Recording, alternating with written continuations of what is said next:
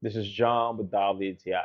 And as I am a guy who is constantly sending data to different places from my phone to the computer or the dash cam of my car, this is where this Samsung Evo SD card comes into place.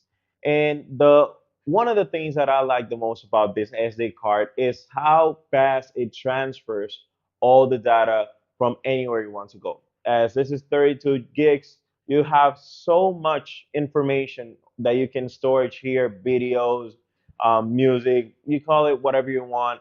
And it's just so easy to transfer all the data.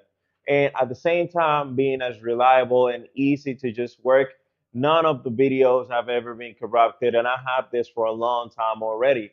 So the high quality of just having this Samsung SD card is great. It works like wonders. And that's just exactly what I'm trying to look for. Reliable, fast, transfer data speeds, and it's just wonderful. So this was John with WTI. That was my point.